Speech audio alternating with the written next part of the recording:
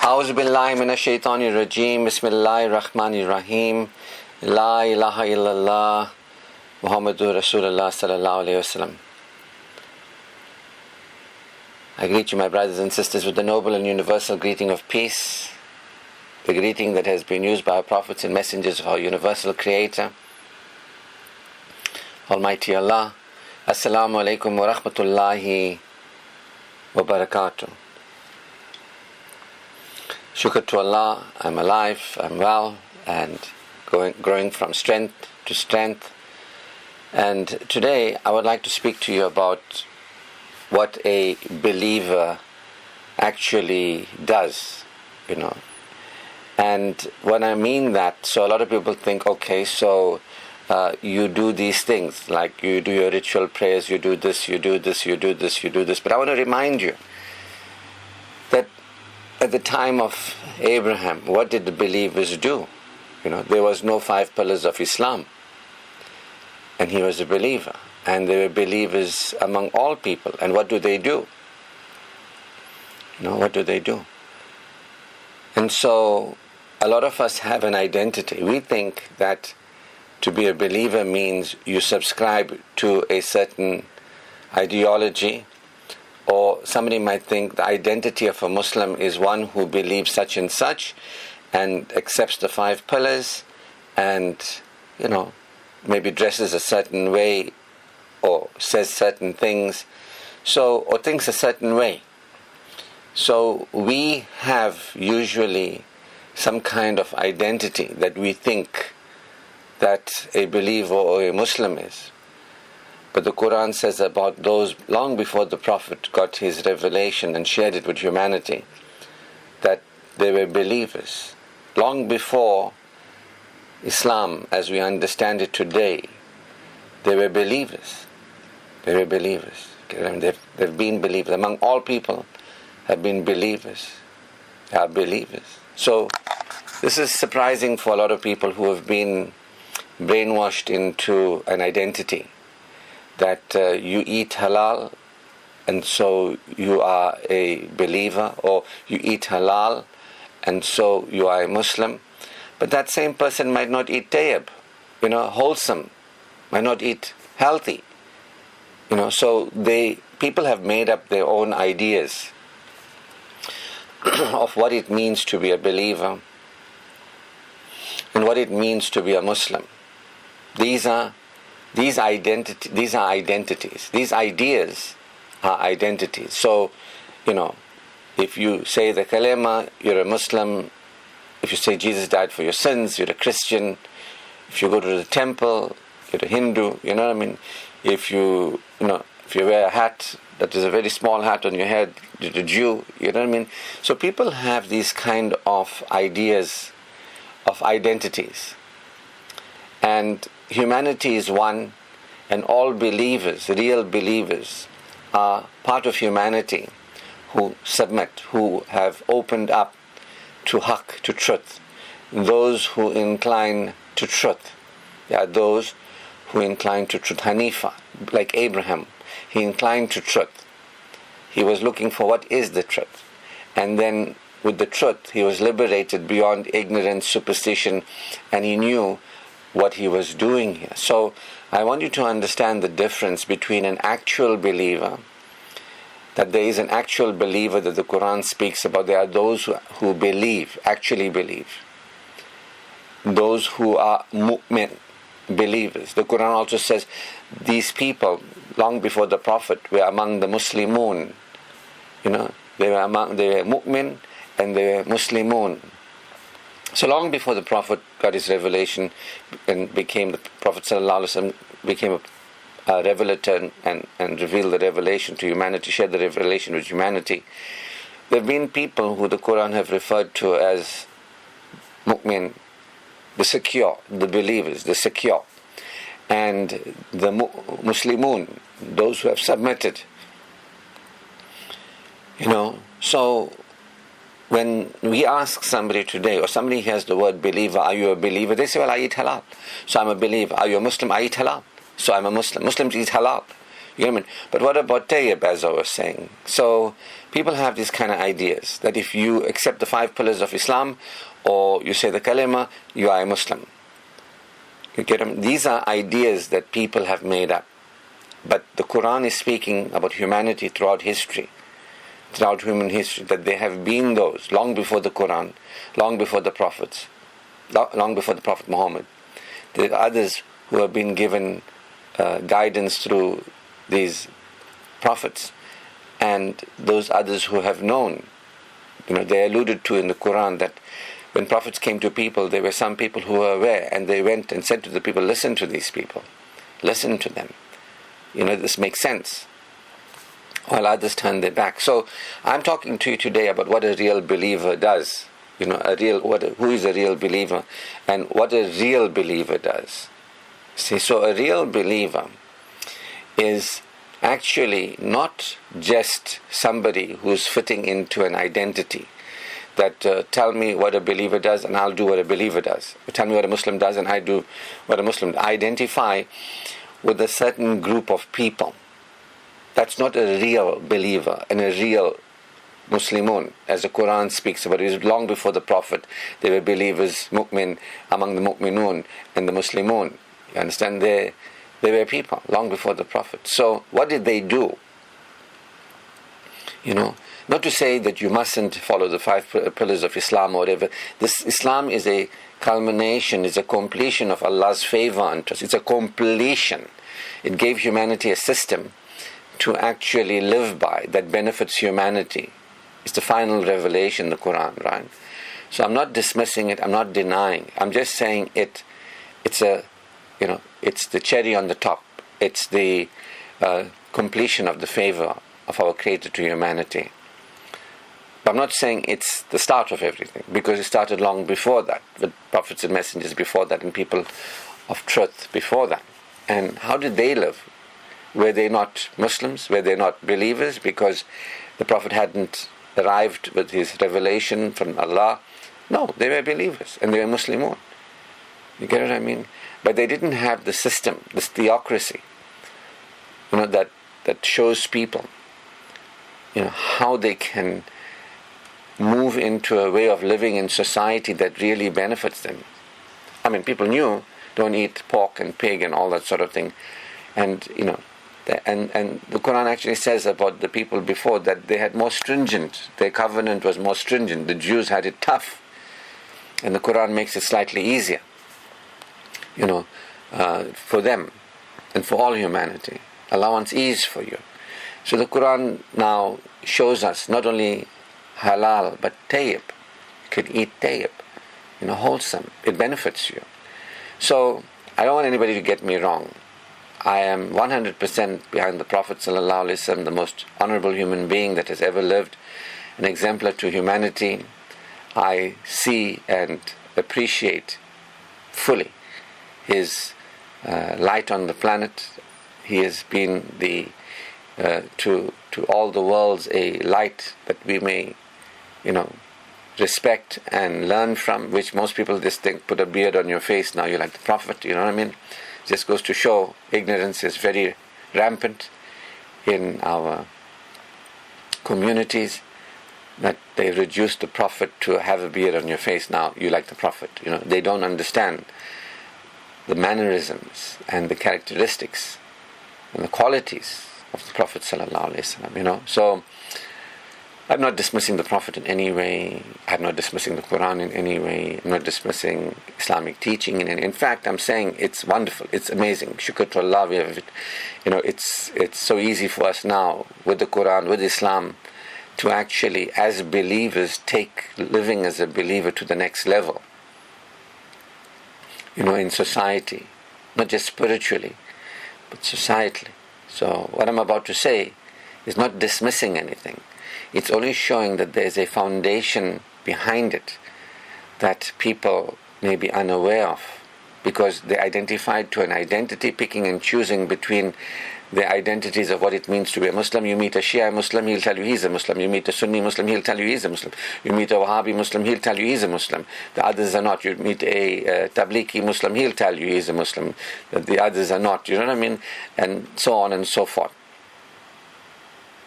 But like being a believer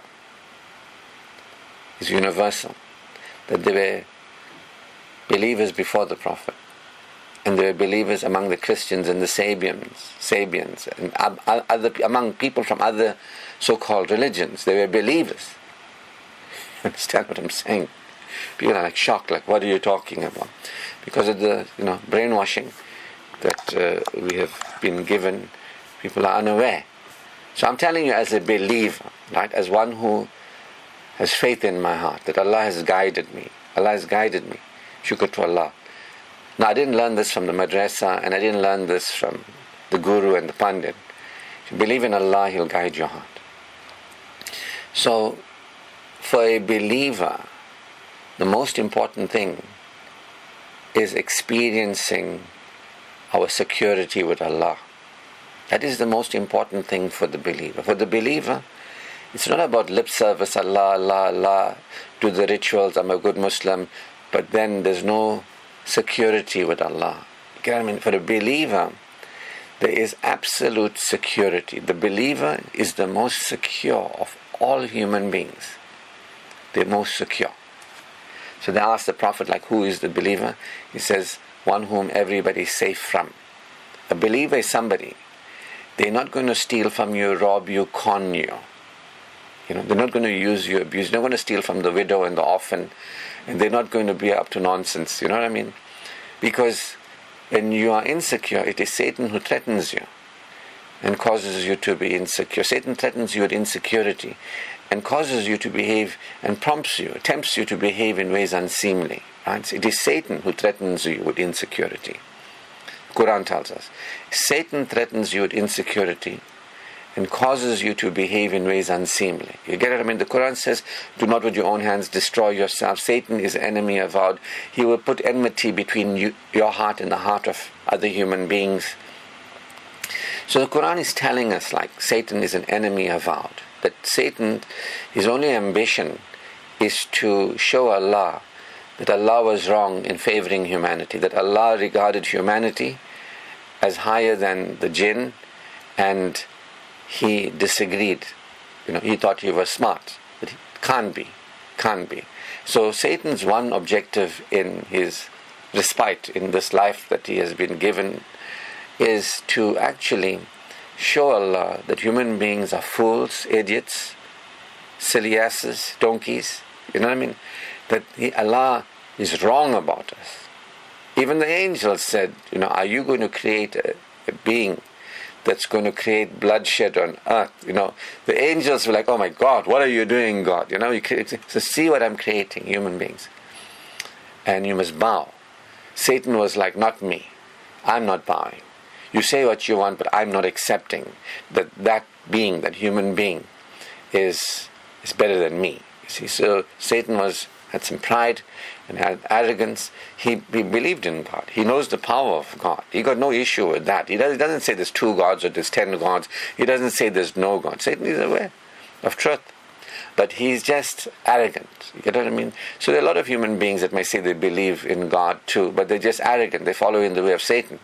Right? They don't want to humble themselves. This is the whole thing of a believer. The whole thing of a believer, a real believer, is A'udhu billahi minash shaitani rajim.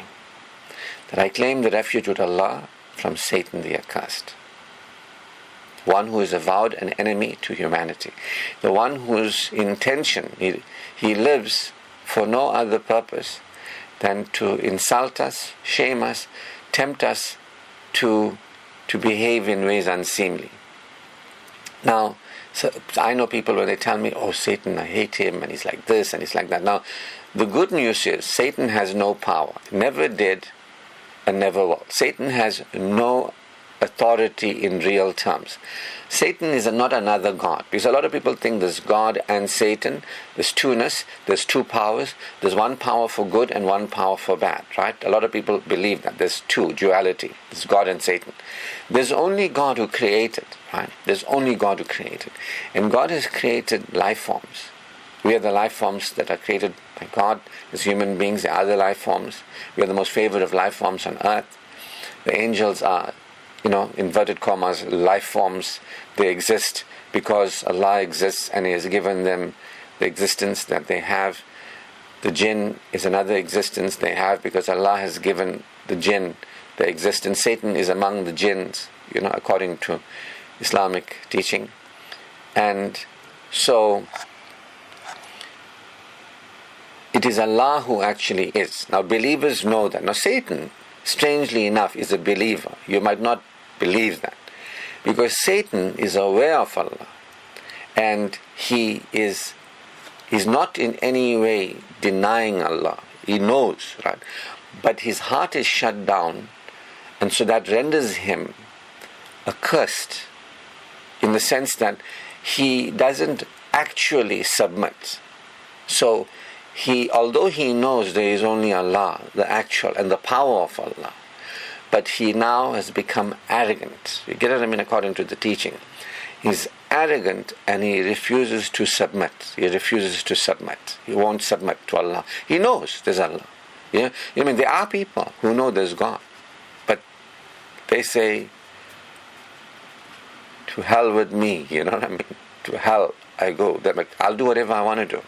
I'll live from the phantom. I'll live from the ego. There's a lot of people who live from satanic prompting. So anyway, the point I'm making here is Satan knew that there is Allah, our universal creator, and it is said that there's no place, I don't know where on earth or where, but Satan did not bow, he did not prostrate. That means Satan, before he became Satan, which means like the one who is accursed, like no more does he enjoy favors, he's rendered himself in a different, he turned away from God's good, by being arrogant. So Satan, before he was Satan, he was Iblis. Now in Arabic, I think Iblis means something good, something uplifting, something, that was his nature. But when although he believed in Allah, he wasn't a real believer because he did not submit. He stood separate as I know better. There's Allah who knows and I know better. Now there's two of us who know. You get what I mean? So he did not submit his arrogance. But he believes in the sense that he is one who is aware of Allah. He knew Allah so well that he said, grant me respite, give me a chance. I'll show you. So Allah has a relationship with him and said to him in the Quran that, okay, I'll give you your chance. Allah didn't say, oh, no chance for you, you arrogant thing, you, whatever it is. Allah said, I'll give you a chance. You say this, I'll give you a chance. He says, no, I will, mislead, the people. Allah says, you mislead many of them, a multitude of them, but not all of them. Not all of them. And all those who you mislead will be with you, And so Satan is all about arrogance, right? And all about not submitting, not being humble. And so you'll see this trait in non-believers. That they will not humble themselves. I was saying last night, I was just talking, and I was saying that most people will never really acknowledge the level of their ignorance. Most people will never really acknowledge the level of their ignorance. I'm where I am because I have and I continue to acknowledge the level of my ignorance. I'm very teachable, another way of saying it, right? I acknowledge, this is where my journey began, my adventure began, by acknowledging there must be something I don't know that's making my life. I didn't know that if you fail to remember Allah, He'll fail to remember you. I didn't realize that if you live without the remembrance of Allah, yours will be a depressed life. I didn't realize I was living a depressed life because I was failing to remember Allah. You know what I mean? I didn't know. Then when I was living that depressed life, I became aware, hey, something must be wrong here. You know what I mean?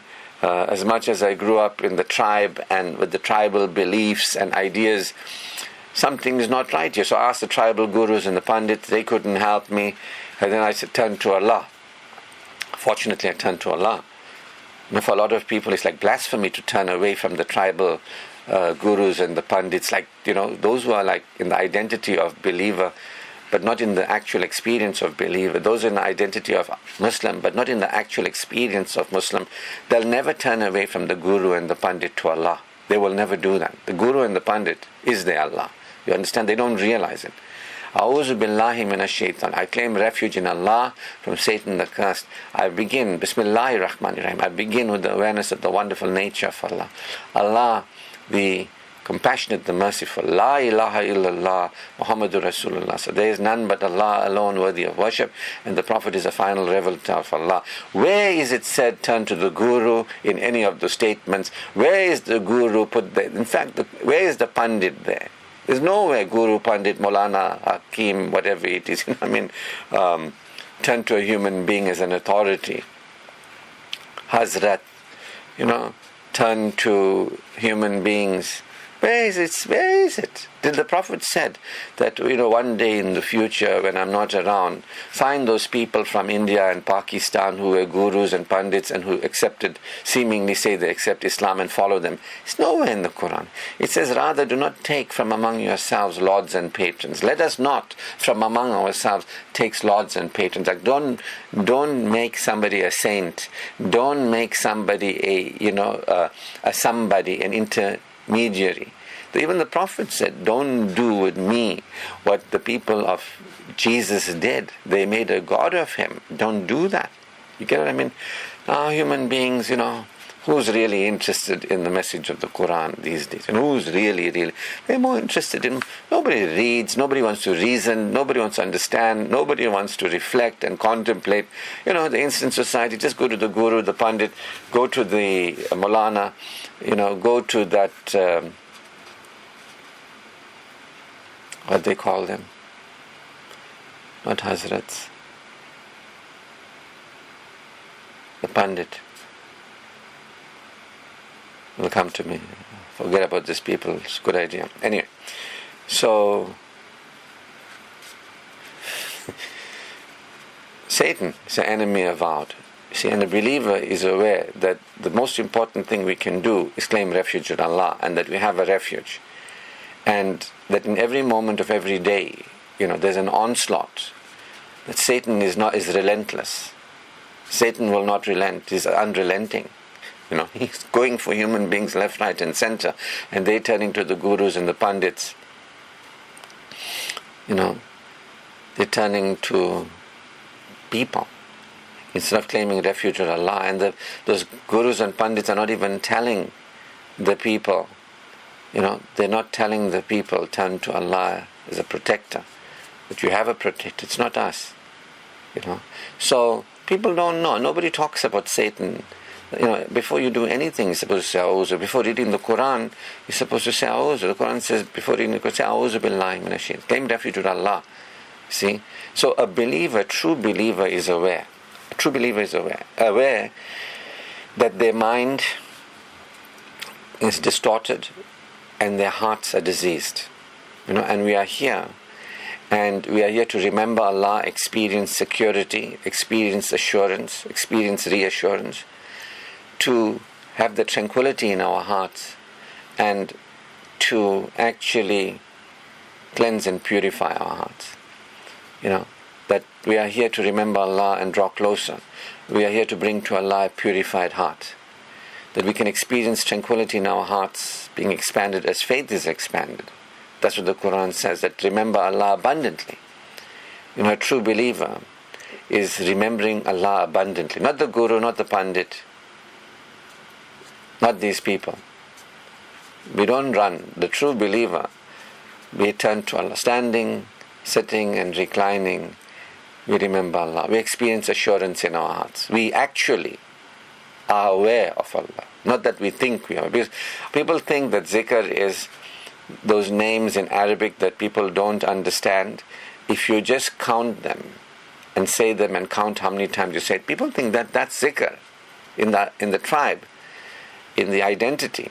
People think zikr is the Arabic words that you don't know but you think are the names, you believe are the names of Allah, that you must just say them over and over and you don't know what you're saying. Each one of those names is an essence that an aware human being is aware of. Like Ar-Rauf. means the kind, the affectionate. Al-Wadud is the loving, affectionate, loving. As-Sabur is the patient, one who is patient. As-Salam is the one who is secure, peaceful, you see. As-Salamu alaykum wa rahmatullahi wa barakatuh. Al-Mu'min is the secure, the truly, like you don't feel threatened. You don't feel threatened. When you're secure, the more secure you are, the less threatened you feel. When you are secure, you know that you're a human being, but you're a creation of Allah in His care. You're already cared for when you are secure. You already know that you're already cared for and taken care of when you're secure. When you know Allah, when you actually know Allah, you feel very secure. A believer experiences true peace, salam, shalom. The real one, not the one happening in the Middle East, salam, shalom, not that one. The real peace, the real spiritual well-being. Anybody who is actually aware of Allah and claims a refuge with Allah and is aware of Allah's mercy and compassion, that person, their hearts start being cleansed. That insecurity, that worry, that fear, that affectedness, that insecurity, all that Satan promptings, the promptings of Satan. So let me just complete the idea I was sharing with you. There's no Allah and Satan. There is only Allah. La ilaha illallah. Alone is Allah, the worship-worthy, right? But people who don't know Allah, they can be very easily targeted by Satan. Well, they are easily targeted by Allah. Those who don't know the oneness, the onlyness, those that are not into Tawheed, they are very easily targeted. They are easily targeted. The Quran says when you're not aware of Allah, these Satans attach themselves to you. And on the day of accountability, you will be able to see these Satans that are attached to you. And you will say, whoa, like, oh my God, I'm like, you'd feel very sorry. You'd be like, I wish these Satans were as far away from me, from the west to the east, or the east to the west, from one side of the world to the other side of the world. I wish they were far away. So when you're not aware of Tawheed, when you're not aware of La ilaha illallah, that I testify, there really is only actually Allah, beyond this world, because of whom this world is. Allah, the source, sustainer, and creator of all, including Satan. That Satan is a creation of Allah. As human beings as angels are the creation of Allah.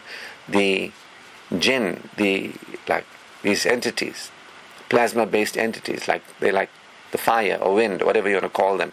They're not physical. They're not physical material. They have a body, but they are non-material, these beings. So they have no power. They never did. Satan has no power. He never did. But all he can do is prompt you. All he can do is whisper.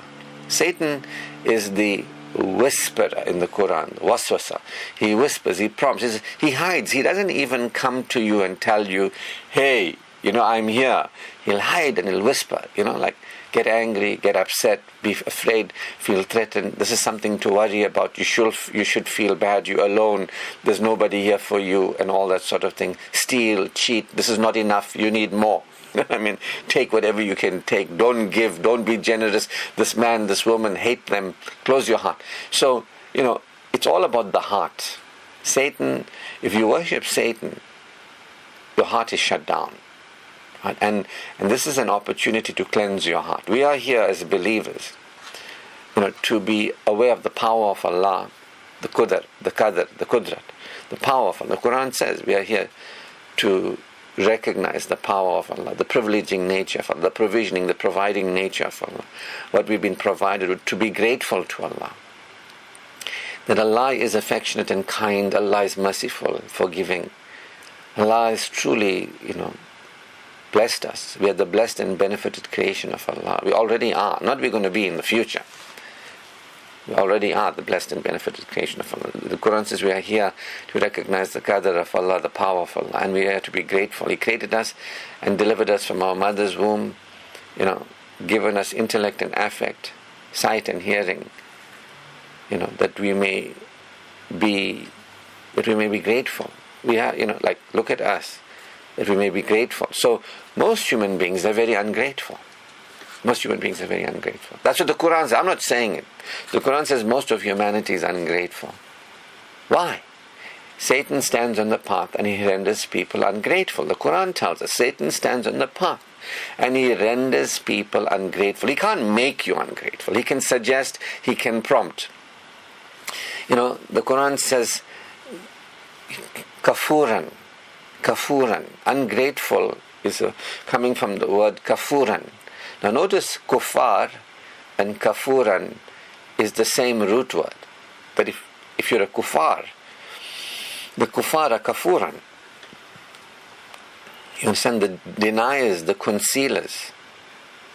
The deniers, the concealers of truth.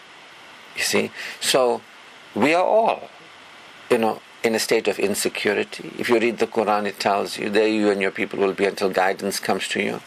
To those whom the guidance come, they will no longer fear, they will no longer grieve. They will no longer fear, they will no longer grieve. To those whom the guidance comes to. So let me read some verses from the Quran for you. Indeed, the believers, the Jews, the Christians and the Sabians, whoever believes in Allah and the last day and does good will have their reward with their Lord. And there will be no fear for them, nor will they grieve. This comes up repeatedly. Indeed, the believers, the Jews, the Christians, the Sabians, whoever believes in Allah and the last day, meaning that this world will end and you will be accountable for how you lived, and does good. Really doesn't say whoever does their rituals and does a lot of rituals, you understand? Because you get those hypocrites, right? They stand in prayer, but woe to them, the Quran says, because in their hearts is a disease. The Quran says that their hearts lack the smallest of kindnesses. There are people who think you just do these actions, but there's no good in their heart. Their hearts lack the smallest of kindnesses, but they're busy praying and they're busy giving and all that, but their hearts lack the smallest of kindnesses. Ar-Rauf, the kindness of Allah. Whoever believes in Allah and the last day and does good will have their reward with their Lord. Who does good? Now the question is, can you do good with a closed heart? Can you do good with a diseased heart? Well, to me, just how you appear to be praying, but you're not really praying as a hypocrite. Remember, the Quran says there are those who say they believe in Allah and the last day. So you ask me, you're a believer, do you believe in Allah? Yes, we believe in Allah and the last day. But they lie only to themselves. They think they lie to Allah and the believers, but they lie only to themselves. They do not lie to Allah. In their hearts is a disease, and that disease is expanded. They are astray. They are left to stray. See, that diseased heart is what I'm emphasizing here. They are astray, and they're left to stray. And the diseased heart is expanded, yet they perceive it not. So don't expect the self-deceivers to come and tell you, yes, I'm a hypocrite. They will never. I can tell you today, I was a hypocrite because in my heart was a disease. I didn't feel secure. I didn't feel spiritual well-being. I didn't feel peace when I remembered Allah. I didn't feel tranquility. But now I feel peace. Now I feel tranquility as more than I have ever. This heart is not as impure as once it was. You get what I mean? This heart is clean now. Now I'm not a danger to people, and I'm as much as I was before, which was a very big danger to people before. A lot of hatred, judgment, resentment, and all that sort of thing. The heart was very diseased. Now there's like compassion in my heart to some degree. I am claiming the refuge with Allah from Satan there. Because every time Satan suggests to me to be unkind to people and judge people, this is what the believer does. The believer says we hold on to the rope. Hold on to the rope that Allah has given to humanity. This is what the believer, the non-believer, they left the rope. If they ever held on to it, I don't know. But maybe they don't even know there's a rope. Their hearts are diseased. They'll have I'm a Muslim, I'm a believer. But that's just an identity in their mind. And their hearts are diseased. They stand in prayer, but their hearts lack the smallest of kindnesses. And they'll do the prayers, and that heart is being more and more diseased. They'll do prayers, they'll do acts, seemingly I'm giving charity, but for what? For their own image. You get what I mean? They're not doing it out of the taqwa. The Quran says the flesh and the blood of the animal that you sacrifice doesn't reach Allah. Get what I mean? People think, no, how many you slaughtered? I slaughtered a lot. You know what I mean? How much you gave? I gave a lot. But it is not the material that reaches Allah. It is not the blood and the flesh of the animals that reach Allah. It's not. It's the taqwa in the hearts of the people that reach Allah. It's the feeling that you feel of security, assurance, that connection, that already blessed with Allah. That's what reaches Allah. You get what I mean? So let's just complete this verse. Whoever believes in Allah and the last day and does good will have their reward with their Lord, and there will be no fear for them. Again, no fear. If you're living in fear, it tells you that guidance hasn't come to you. Nor will they grieve. Nor will they grieve. I don't fear anymore. I don't grieve anymore. Get what I mean? Those who are real believers. This is those who are cleansing their heart. Our spiritual well-being, our security with Allah is the most important thing. It's not what's happening, what's not happening, who's not happening. It's got nothing to do with the physical world and the people and things and the conditions in our lives and the lives of others. As a true believer, the only thing that we are really interested in is humility before Allah. True humility, actual humility. Any other humility is not real humility. It's humbling ourselves every day and recognizing that we are the creation of Allah, in the care of Allah, and that yes, it is us who went astray, not Allah. Allah gave Adam and Eve the privilege of being in heaven, and He gave them the guidance, do not eat of that tree. And yet, when Satan came to them, they chose to eat of that tree. So Allah didn't trick them. Allah didn't whisper to them. Allah gave them guidance. He created them and told them what's good for them. But they thought they know what's good for them. With Satan, they went to cahoots. And then human beings, we went into a state of forgetfulness. This is what the Quran says. In our hearts now there's fear and there's grief. And only those who remember Allah will not be in fear and grief. Get what I mean? This is what the Quran is saying to us. For those who are interested in the actual message of the Quran, it might be the first time you're hearing this. You might wonder why the Guru and the Pandit is not telling you this. Yeah.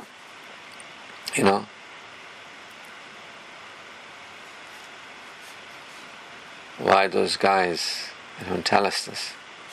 Why don't tell us about Satan, how Satan is whispering to them and whispering to you and me, like I'm telling you. Satan whispers to all, renders us kafuran. We deny Allah, kufar. We deny His favors upon us. We deny that we're already okay. He did nothing bad to us. He will do nothing bad to us. We went astray. He gave us guidance. Those who receive the guidance, they'll no longer fear, they'll no longer grieve. We have every reason to feel good. Allah is indeed the compassionate. See, Allah is indeed the compassionate. Now, I don't know anybody who can tell me this, what I'm telling you. I'm not saying there's nobody, I'm only one, but I don't know personally anybody. Because nobody I know told me this. I had to study the Quran, And when you believe in Allah, He guides your heart. He guides your heart, not your mind, He guides your heart. And so I'm a claimer of the refuge. I know Satan is an enemy of our heart. I know that. He wants me to remain in a diseased heart. He wants me to continue my diseased heart behavior. He wants me to act like I'm a Muslim, to act like I'm a believer, to act like I'm doing charity, or to fight for the religion, to fight for the Prophet, to fight, fight, to get angry. Satan loves that. Satan loves that. As long as I don't know my true identity, Satan loves it. As long as I'm whispered to, you get what I mean? So I know I'm a believer because there is peace in my heart. Because I focus on Allah before I focus on me, before I focus on a child, before I focus on a parent, before I focus on this world and anybody and anything in it. I'm aware that I'm a temporary being in a temporary world. This world wasn't always and it will not always be. I'm aware that I have a return to Allah, that I will return to Allah. I'm aware that the only thing that's really going to benefit me is to bring to Allah a purified heart. That's the only thing. According to the Quran, the only thing is going to benefit you is bring to Allah a purified. Now, if your heart was diseased and you're doing all your rituals, and if your heart was diseased and that disease was getting bigger, but here you are thinking you're doing your religious obligations, you're paying your zakat and you're giving charity and you're such a great guy, you're not really aware of why you are here, to purify you, to remember Allah, to draw closer to Allah. Satan doesn't want you to remember who Allah is and how compassionate Allah is and how merciful Allah is. Satan doesn't want you one bit to be aware of Allah. He wants you to be aware of the Guru and the Pandit. I don't know why I can't remember the name of that title today. The Maulana and those people who say they know. They say they know, they pass the laws. Can't remember. Put it in the chat for me. I just slipped my mind. I don't know why. I can't remember that name. These people in our society, they say they pass the law. They know about what Islamic law is. They're so certain. Anyway, in our community, claim refuge with Allah from Satan, the accursed. I do not concern myself. I'm only mentioning this because where I came from and where I am. I'm not against, let me put it this way, not really that, that too, but there's this word. They say this person is a Maulana, this person is a, not Qari, but they're like a lawgiver or something like that. I can't remember. Anyway, somebody will know. I'll remember after this maybe. So, I think when you remember Allah, you forget about all these people. That's what really happens here. So, as you remember Allah, and you remember that He is your refuge. Yeah, the Mufti. Thank you so much for reminding. The Mufti. So, it's the Gurus and the Pandits. Right? So, it's the Maulanas and the Muftis. Make it plain and simple for everybody. So you can say what you want, you might like it, you might not like it, you might be a guru and pandit worshipper, you might get very angry with me, get angry. Allah will show us, what is truth. I'm prepared to stand by what I say publicly, because I can bring the Quran in, I can tell you, when Islam entered into India, what happened. If you know reason, you'll be able to see, look at the disempowered group of people who believe that they are believers but know nothing about what the Quran's message is. They're not really knowing about claiming the refuge. I'll stand by what I say publicly because it's true for me and I've lived it. Now, I'm not against them. They can do what they want. They can continue. I'm not trying to stop them. The Quran says, let them be, let everybody be. Allah will show us wherein we differed. He's going to show me where I differed. He's going to show you where you differ. I don't have to show you where you're differing. You don't have to show me where I'm differing. I'm just saying that, describing the situation.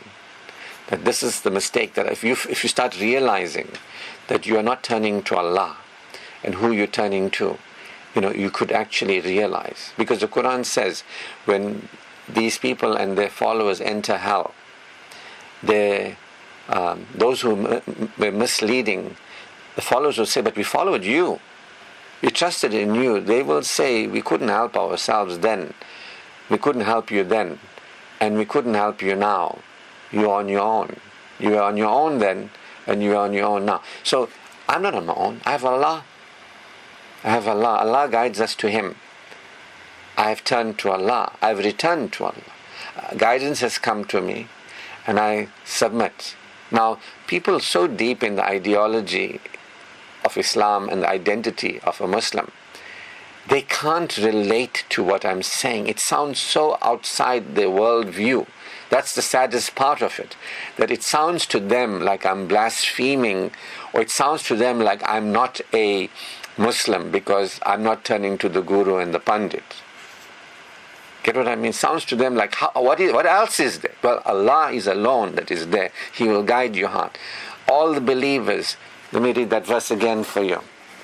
If you don't know what the verse number, Surah Baqarah is a very powerful, longest surah of the Quran, I think it is, but really, really, really, you find a lot there. It's chapter 2, Surah Baqarah, verse 62. Indeed, the believers, Jews, Christians and Sabians, whoever believes in Allah and the last day and does good will have their reward with their Lord. There will be no fear for them, and nor will they grieve. Shukr to Allah. This is what the believers are doing here. They are drawing closer to Allah. We are drawing closer to, we know where we are, what's going on here. We know that we are here to purify our hearts. We know that it is our spiritual well-being that is the most important thing for us. We remember it when we get up in the morning, through the day, before we go to bed at night. When there's drama and trauma happening, we remember it. When we get emotional, we remember it. When we're getting reactive, we remember it. That Satan's whispering. We claim refuge with Allah. The first thing is peace with Allah. The first thing is calm.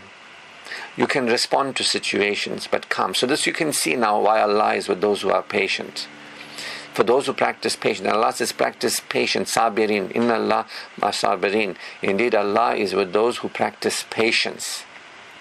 Only the believer, only the real believer who is aware of Allah, as we have Him to protect us, we have Him to progress us, we have Him to prosper us. We have Him who, we are His creation in His care. We are taken care of. We are already the blessed and benefited creation of Allah.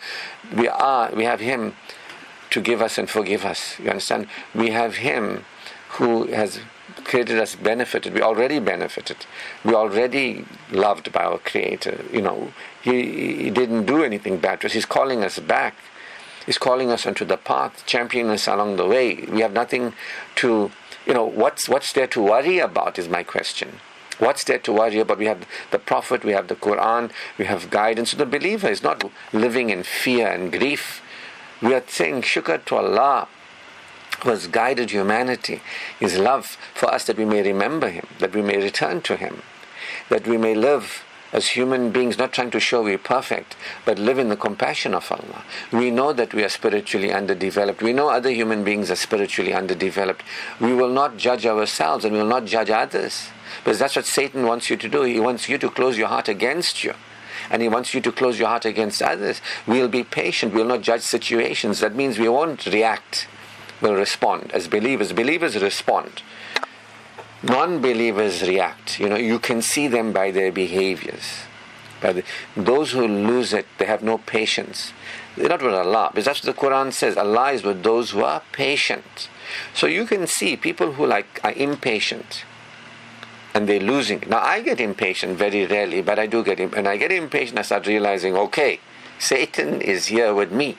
And he's whispering. I won't say, oh my God, Satan is here with me, I'm a worthless thing, I'm useless. No. We all are understanding that we all human beings have forgotten Allah. And Satan is with us. We have Satans attached to us. Right? We all know, believers know that we don't want to live with these Satans attached to us. Now those who deny Allah and the truth and the guidance, they'll say, no, I got no Satans attached to me. I am prim and proper, and I just do all my rituals, and I go for, and I do this, and I give charity, and I do this. They lie, thinking they lie to Allah and the believers, but they only lie to themselves. Their hearts lack the smallest of kindness. Their hearts are diseased. The disease is expanded, but they perceive it not. They can't see it. Now, don't expect them to see it. They're not going to see it, right? But I'm not interested in them and what they do, because Allah has told us that each of us is responsible for our own heart, our own state, the way we feel. You get what I mean? So we all have Satans attached to us, but we must say A'udhu. But not just say A'udhu, but say A'udhu with awareness, that I want to be aware that Allah is my refuge. That there's a state of peace, there's a state of well-being that I want. Now most people are like, I want this to change, I want he to change, I want she to change, I can't stand this is right, this is wrong. Most people, their hearts are closed to Allah's compassion and love for them. And most people have closed their hearts to other people. And it is a challenge. I was telling you that I've gotten here and I'm going forward. It's a challenge when you are whispered to. It's not about, I said A'udhu, and next suddenly you go unconscious and you lost. You are unaware of Allah's greatness and graciousness. You forgot about Allah. You understand? And you're going for it. And then you think, no, but I said A'udhu. No. This is about becoming conscious that human beings are in a state of fear and grief because we forgot Allah. We are behaving from Satan whispering to us and causing us to feel threatened and behaving badly. You've got to be able to see this. You've got to be aware of this. The average person says, I must just say this. How many times must I say it? How many times must I say it? Just say this and say it a few times. That is like the hallmark of this Guru Pandit system, where the people are spiritually illiterate. Spiritually illiterate. They have no clue what the Quran means and what it's here for. That it is here to cleanse the diseases of our hearts. If I tell you I'm reading the Quran, and if somebody else tells you they're reading the Quran, but I can show you I'm not the same human being anymore, from who I was, my behavior, and how I am and how I conduct myself now, and others are still the same, then who has read the Quran? I'm not trying to compete. I don't need to compete. Allah knows what is in our hearts. I'm just trying to say that if somebody has studied the Quran, they would remember Allah and they will feel assured. They won't try and be religious experts. You see, the gurus and the pandits, the Maulanas and the muftis, I'm generalizing. Some are well-meaning. Some people want to get closer to God and they're well-meaning. And this is the system that they are born into, and they don't know that they're getting into something that's really, if they knew what it was, they wouldn't get into it. And people don't know there's another way. They don't know what the Quran is saying. So they go into the systems, they get brainwashed, and they end up perpetuating the systems. Some people are not meaning to do that, but they end up there. And others just love it, being religious experts. We are right. Our teachers are right. Their whole point is, we are right, follow us. That's a pandit, isn't it? The guru is like that, isn't it? Religious expertise. I'm not making this up. For those who will reason, the Quran says the lowest of people are those who will not reason. They will not reason. And remember, Islamic teaching tells us the first sort of battle will not be between the Muslims and the non-Muslims. The first battle will be between the believers and the hypocrites before the coming of the second coming of Isa alayhi salam, Jesus, right? Before that. The first battle will be between the believers, those who can see kufr. Not at the time of the Dajjal, most people will never see kufr. This is all Islamic teaching. I'm not making this up. Go and do a study of your own if you want. There'll come a time when the true believers alone will be able to see kufr. Most people will be unaware of kufr. It'll be written, but they can't see it. They can't see kufr. You get what I mean? Most people can't see it. It was said that people in your own mosques will lead you astray. The Prophet Muhammad, peace be upon him, said, people in your own mosques will lead you astray. He said, apparently, there'll be mosques everywhere, but there'll be no faith in the people who are in the mosques. Am I making it up? I can't make this up. Now, why don't the gurus and the pandits talk about all this? Why do they pick and choose? Like, we'll talk about halal, let's forget about tayyib. Let's just talk about these other stories. But why are we not talking about there'll come a time when there'll be mosques everywhere, but there'll be people in the hearts of those mosques, there's no faith in the people. Why don't they talk about those ones? It's not with their agenda. They are part of the unconscious perpetuation of kufr. You get what I mean? That Satan, because remember, Satan doesn't want you to, there's one thing Satan has an agenda. He doesn't want you to know the truth that sets you free. Allah in His compassion and the truth of what you're doing here and how you can be here, claim refuge with Allah from Satan the accursed, and how you can elevate your spiritual state. You can be at more and more peace, more and more security. You can be among the people who do not fear and do not grieve. You can be really among those who really do good in this planet, real do good, not people whose hearts are shut down, appearing to do good. You get what I mean? Appearing. Woe to them, the Quran says. They stray, they do not perceive it. So I'm just letting you know, as a real believer, if you're interested in what I'm saying, if you're not interested in what I'm saying, it's got nothing to do with me, whether you're interested or not, right? A real believer is aware that they are already loved by Allah.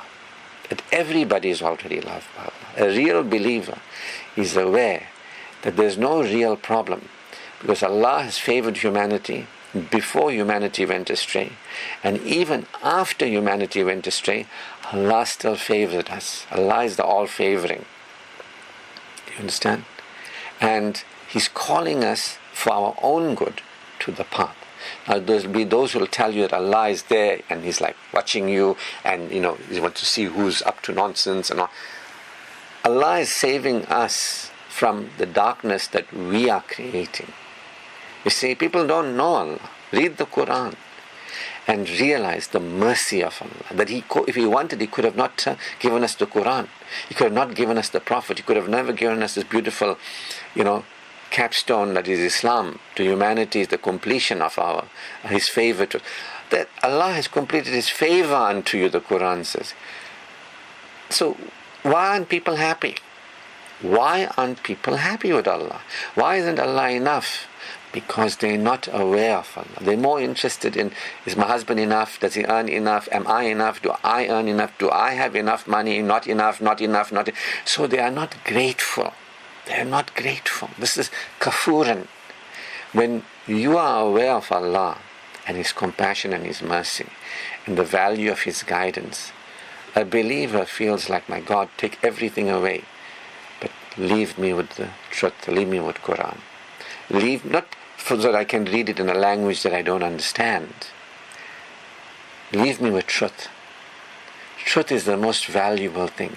We've been given truth. Now people are like, the most valuable thing is money. Without money you can't survive. The most valuable thing is your health. Without your health you'll suffer. If you ask a believer, what is the most valuable thing in the world? And they'll tell you the guidance that allows us to cleanse our hearts. Because the more we cleanse our hearts, the cleaner that heart is, the more we return to Allah with a cleansed heart. It's not your wealth that's going to benefit you, the Quran says. It's not your children that are going to benefit you, or your families. It's bringing to Allah a purified heart that is going to benefit you. Now, the hypocrites and all, they say, yeah, and they carry on without focusing on how they feel and how other people feel. And they're not guiding people to remember Allah and experience the assurance that one who remembers Allah actually experiences. One who remembers Allah, verily in the remembrance of Allah, hearts experience assurance. To a true believer, that guidance that is the Quran, the guidance that is the revelation that has come to all humanity, that where it went astray, the Quran confirms the revelations given to people in prior times. It's not saying that there were no revelations, it's all a lie, this is the only revelation. The Quran says it confirms all the teaching that has been given to humanity before. But it is here to correct where those people went astray, who didn't follow the teaching correctly. And it is here to add to human beings' benefit. See? So, if we didn't have Allah's guidance, not the Mufti's guidance and the Guru's guidance and the Pandit's guidance and the Malan, if we didn't have Allah, now see the difference between a created being. In fact, the Prophet said he doesn't know. Whatever has been told to him, he conveyed to us as best he could. The Prophet never claimed religious expertise like how the Gurus and the Pandits do. And the Prophet gave people the guidance and he lived it, and he shared with them how he was living it and how they could use it.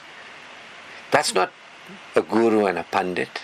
That's not somebody who says, come to me, come to me. He said, turn to Allah. Turn to Allah. The Quran says to him, ask Allah for forgiveness for you and for your people.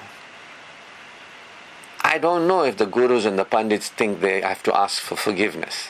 I don't know, because they're so certain, like they know, and they follow their teachers. I don't know if they believe that they have to ask for forgiveness. The Prophet had to ask for forgiveness for his people, for himself and his people. And the Prophet made a dua, protect me and my people from shirk.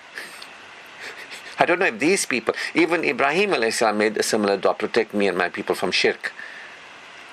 I don't know if these people, the Gurus and the Pandits, are making this dua, because they are so steeped in it, this denial, and they're not telling people that there's every reason to feel good. Let them, in the mercy of Allah, rejoice.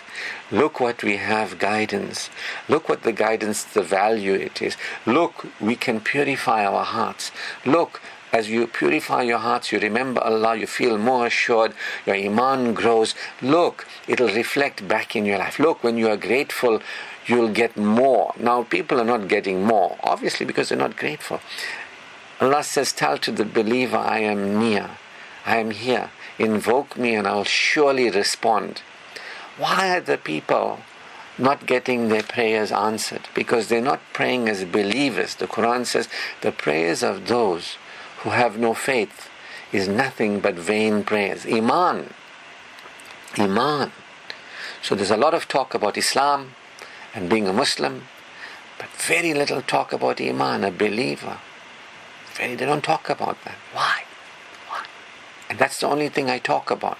Because for me, I want to live and die as a believer. I want to live and die as one who is submitted.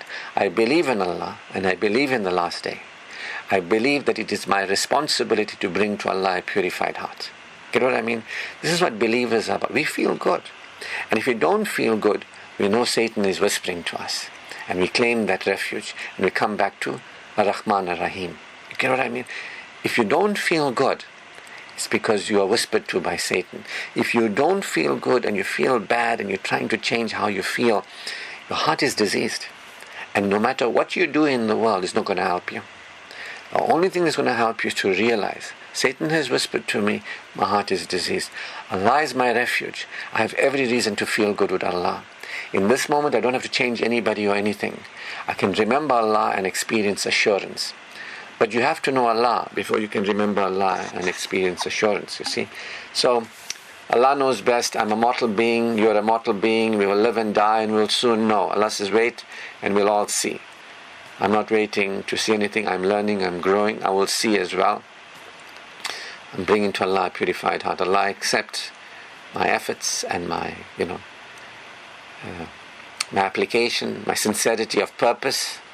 I have no other purpose that matters to me in this world, not family, not children, not money, not bank account. I'm not saying those things I don't focus on. But none of that is my priority. My only one priority is how I feel. And my feeling of feeling secure, my expansion, my peace. I'm at peace with the gurus and pandits. I'm not angry with them. They can carry on. The Quran says, let them who choose to deny, deny. Let those who choose to accept the truth, accept the truth. I choose peace. I choose peace. All praise, glory, under any and all circumstances. That is my commitment. First is peace. First is spiritual. First is the remembrance. First is knowing that I'm a creation of Allah in His care. I am a creation of Allah, always in His care. Allah is the merciful and compassionate. I want to remember that in every moment of every day, especially when I'm getting emotional, when I'm getting reactive. I want to remember that what I am is a creation of Allah who's been guided. I am here for a purpose, and my purpose is to remember Him, purify my heart, and draw closer to Him. And that's what I'm going to do, and that's what I'm doing, and I encourage you to do the same. But you can do whatever you want to do. You don't answer to me, you answer to Allah. All praise, glory, and thanks is due to Allah, who has given us the guidance to cleanse our hearts. If we're not cleansing our heart every day, you are a loser, the Quran says. You know what I mean? And I'm thankful I'm a winner. I choose to continue to be a winner. I'm cleansing my heart. All praise, glory, and thanks is due to Allah Almighty. His choicest blessings upon our beloved Prophet Muhammad sallallahu alaihi wasallam. Assalamu alaikum wa rahmatullahi wa barakatuh.